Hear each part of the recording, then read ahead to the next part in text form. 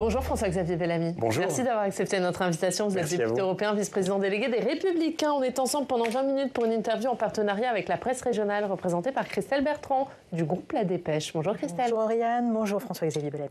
Bonjour. François-Xavier Bellamy, on va parler du budget. Les discussions ont été interrompues hier soir à l'Assemblée pour laisser place au budget de la sécurité sociale. Il y a des interrogations sur le vote de ce budget, aussi bien sur le fond que sur la forme. Est-ce que vous souhaitez que ce budget soit voté ? Il faut qu'un budget soit voté, mais pas n'importe quel budget. Et en l'occurrence, ce qui se joue aujourd'hui à l'Assemblée nationale, c'est la résistance désespérée de nos collègues députés des Républicains contre la folie fiscale qui est en train de s'emparer de la représentation nationale.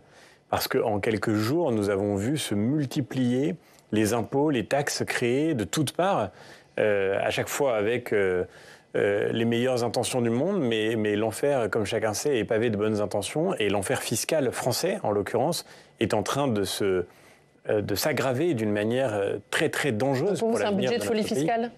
C'est évident. En quelques jours, on a vu des dizaines de milliards d'euros d'impôts nouveaux créés, alors qu'avant même le début de ce débat, nous étions déjà le dernier pays de l'OCDE en matière de compétitivité fiscale, c'est-à-dire le pays de l'OCDE où les impôts et les taxes sont les plus lourds pour les contribuables et pour les entreprises. Ça veut dire que si vous étiez député aujourd'hui, vous ne voteriez pas le budget en l'état ?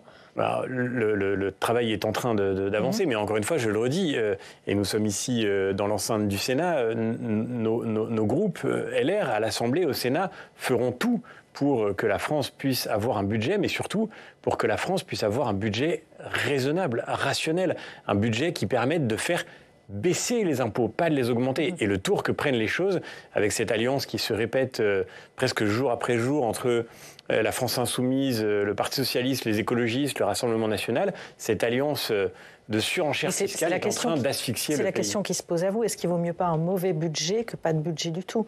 C'est là-dessus, c'est cet arbitrage que vous allez devoir faire. De toute façon, le vrai sujet aujourd'hui, c'est qu'au rythme où vont les choses avec l'examen de ces milliers d'amendements et notamment de ces impôts que tous les groupes qui nous entourent rêvent de créer, de fait, le temps que prend ce budget est tellement long qu'il est difficile d'imaginer les conditions dans lesquelles on pourrait aller à un vote du budget. Mais est-ce que ça ne vous arrange pas, vous, LR, de ne pas avoir à vous prononcer sur ce budget ? Moi, ce qui m'intéresse, si vous voulez, c'est pas d'abord de regarder la technique parlementaire, c'est sans doute pas ce qui préoccupe le plus les Français. Ce qui m'intéresse, c'est de regarder ce débat parlementaire comme le symptôme de tous les problèmes du pays. Aujourd'hui, la France est en situation de surendettement et la trajectoire budgétaire du pays fait peser un risque grave sur les foyers français, sur les citoyens français, sur les économies des Français et sur l'économie française. Comment on se sort de là ? Pendant très longtemps, Emmanuel Macron a dit, et c'est manifestement ce que pense la France insoumise, ce que pense le Parti socialiste, ce que pense le Rassemblement national, il n'y a pas assez de recettes dans le budget de l'État, c'est-à-dire il n'y a pas assez d'impôts. Et pendant très longtemps, nous avons dit, c'est une folie de regarder les choses ainsi. Nous sommes le pays de l'OCDE où la pression fiscale est la plus étouffante. Et donc, la vraie solution pour se sortir de la crise, ça n'est pas d'augmenter les impôts, c'est de baisser les dépenses. Et c'est cette question-là qui est quasiment absente du débat parlementaire aujourd'hui. Nos députés à l'Assemblée nationale sont les seuls qui ont fait adopter des baisses de taxation pour les Français. Nous avons réussi à, grâce au vote de nos députés, à permettre d'éviter une surenchère de l'impôt sur le revenu. Nous avons réussi à faire en sorte que nous sortions le travail des Français de ce risque de voir encore aggraver la pression fiscale qui pèse sur lui. Mais ça devrait être le réflexe unanime.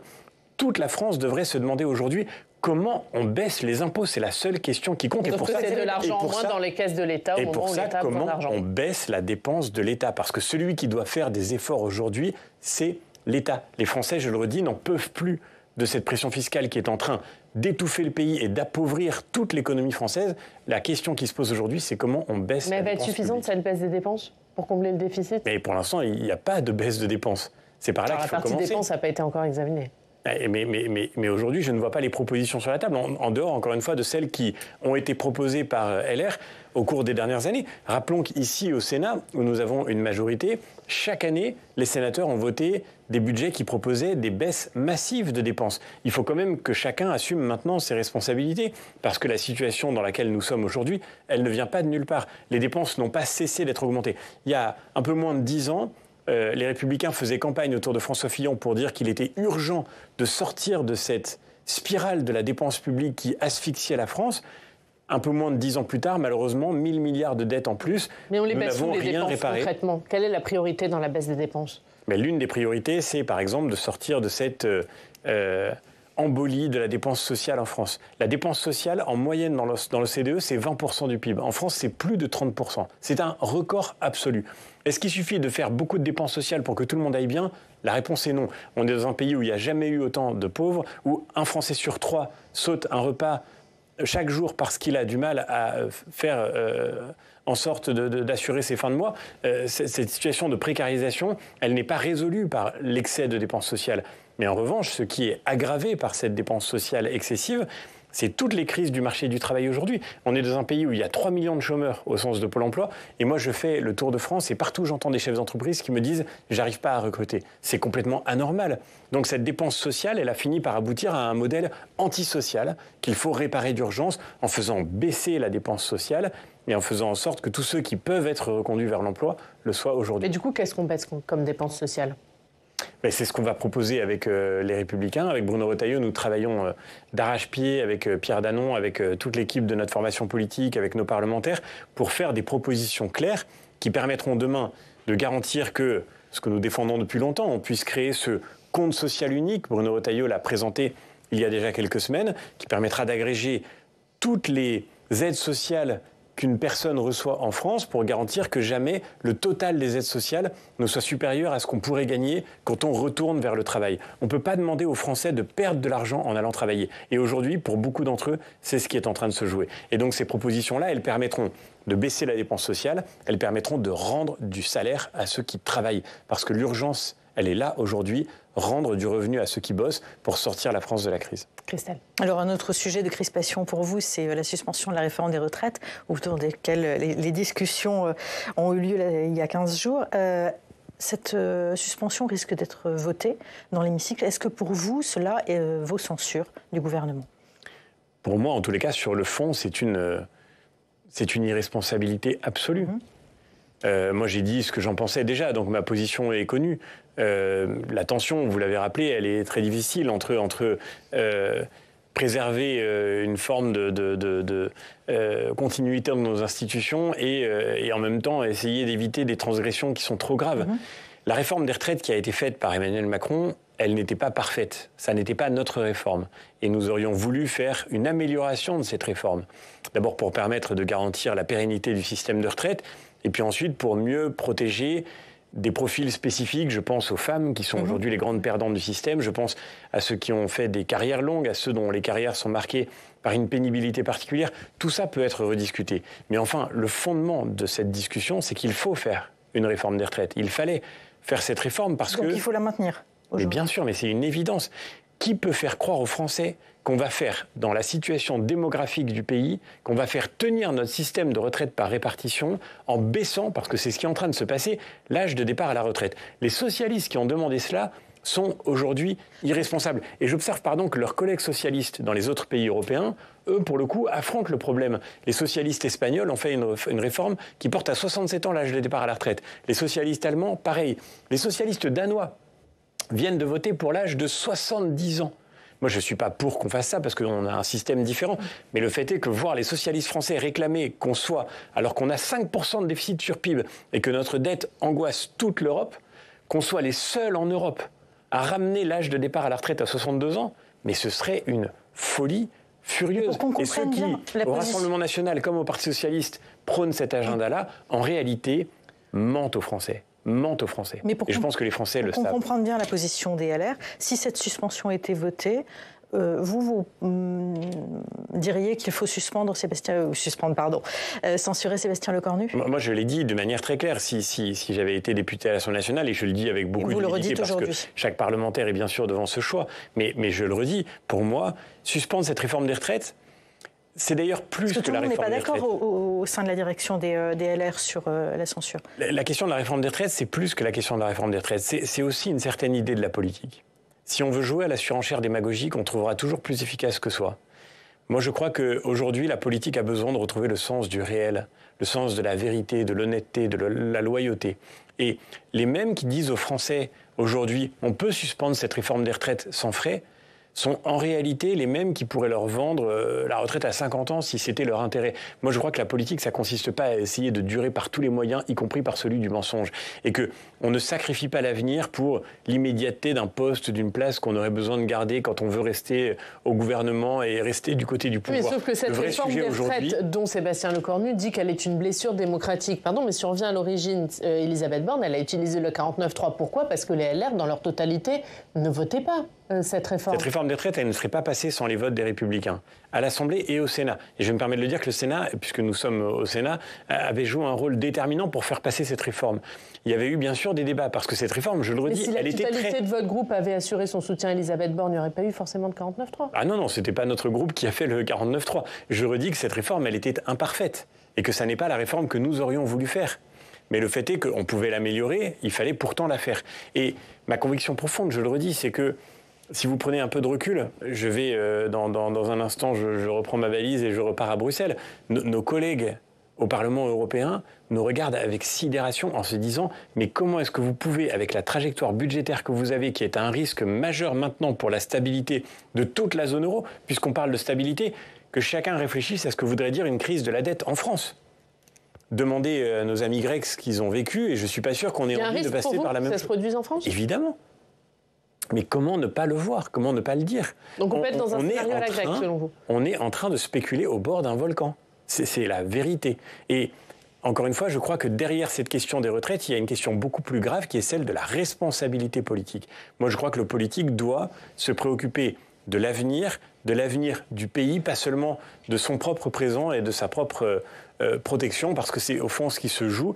Et dans le concours de démagogie qui a été imposé par les socialistes, il me semble que notre devoir, c'est d'imposer une rupture et de dire maintenant ça suffit. On veut regarder les Français les yeux dans les yeux et leur dire nous voulons préparer l'avenir des jeunes générations en particulier. Parce que tous ceux qui sont à la retraite aujourd'hui, tous ceux qui se préparent à y être, ils sont aussi parents, grands-parents et ils veulent que leurs enfants puissent avoir un avenir dans ce pays qui soit prospère. Alors, vous venez de dire que vous retourniez à Bruxelles. Au Parlement européen, vous avez voté un texte qui fait polémique aujourd'hui sur les découvertes bancaires qui vont être rendus plus contraignants, plus compliqués à obtenir. C'est un texte, donc je disais, qui fait polémique. Est-ce que vous regrettez de l'avoir voté ou est-ce que vous trouvez que c'est une bonne mesure ? Non, pas du tout. En fait, pour moi, dans ce sujet, il y a, et merci de me permettre d'y revenir, mais il y a toutes nos incompréhensions sur les enjeux européens. Le texte qui a été voté au Parlement européen, c'est une directive. Donc il fixe des grands principes. Et la Fédération bancaire française elle-même a expliqué dans une note très détaillée que ce texte ne change rien à la situation existante en France en tant que telle. C'est la transposition de ce texte, c'est-à-dire le fait qu'il ait été, la manière dont il a été interprété, traduit dans notre droit par les autorités nationales, qui risque de créer une complexité supplémentaire.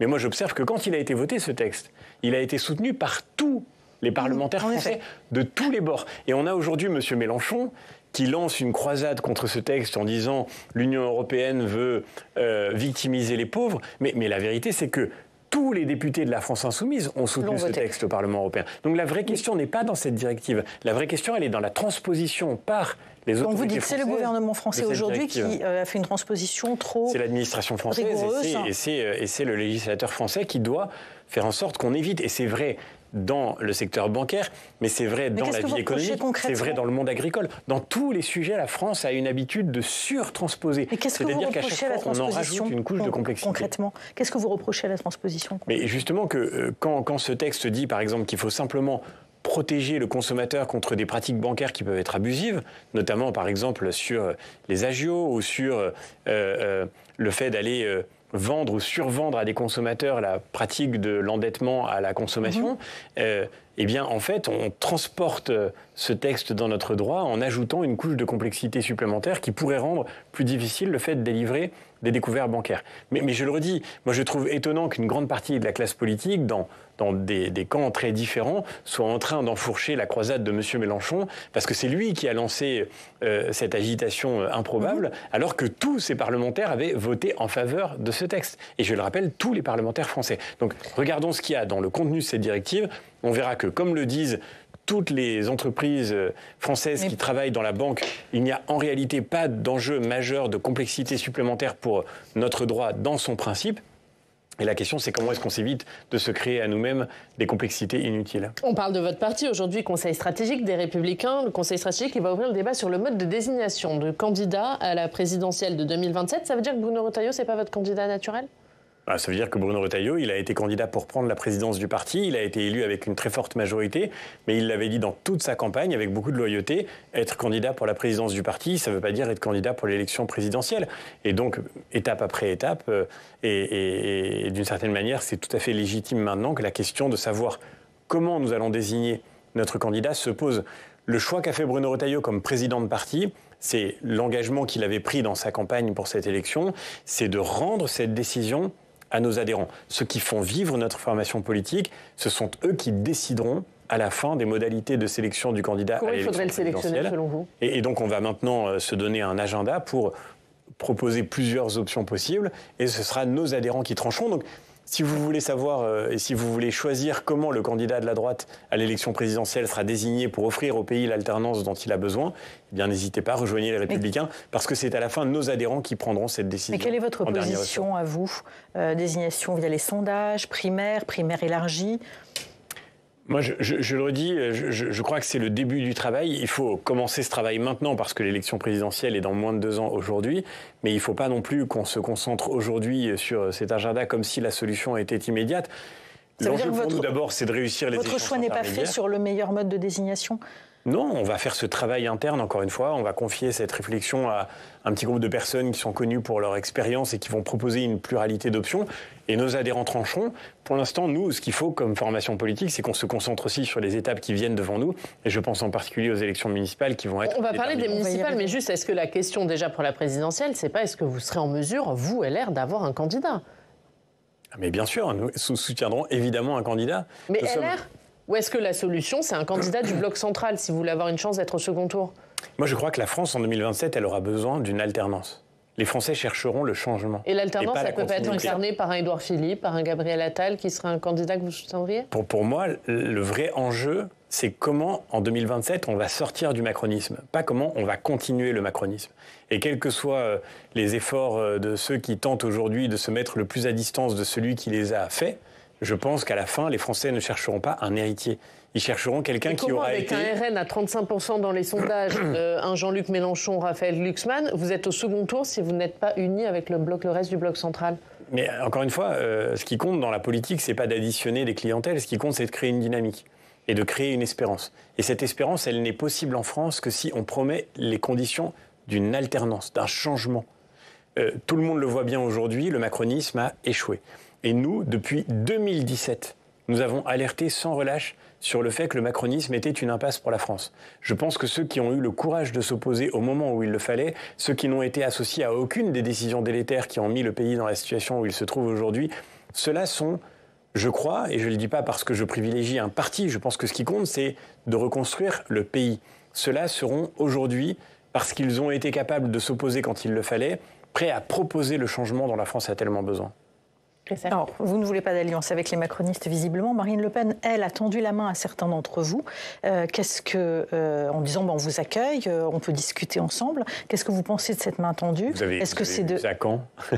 Pardon ? Moi, j'entends surtout Marine Le Pen répéter matin, midi et soir qu'elle n'est pas de droite, que le RN n'est pas de droite, que le RN n'incarne pas la droite, mais que le RN épouse finalement le même récit qu'Emmanuel Macron. Emmanuel Macron et Marine Le Pen ont un point commun. Et je dis ça sans animosité, c'est simplement la cohérence de leur logique respective.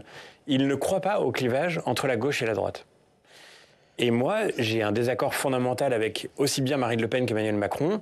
Je crois que ce clivage existe. Je crois qu'il structure la quasi-totalité des grandes démocraties occidentales. Et je pense que pour que la France retrouve une vie démocratique pluraliste, clivage qui a du mal à se recréer à droite comme à gauche.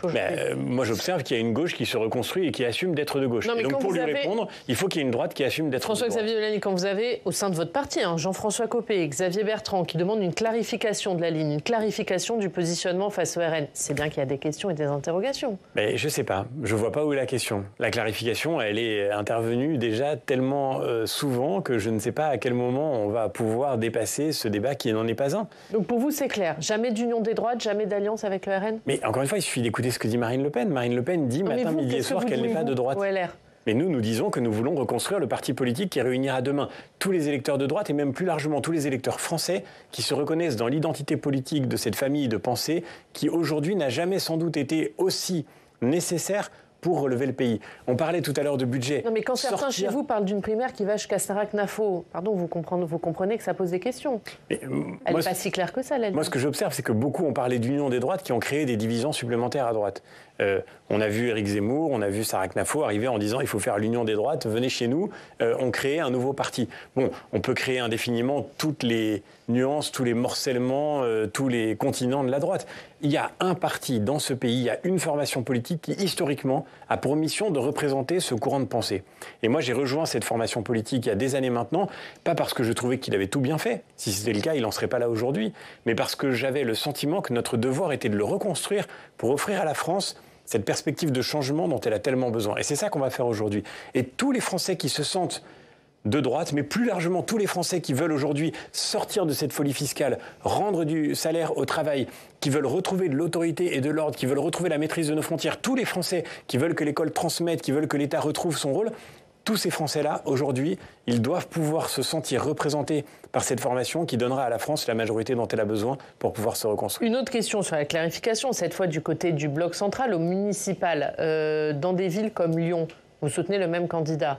À Marseille, la question se posera sûrement. Est-ce que là, vous aurez d'autres choix que d'aller avec Renaissance, avec le bloc central dans ces villes? Mais nous, vous savez, aux élections municipales, on a un seul objectif.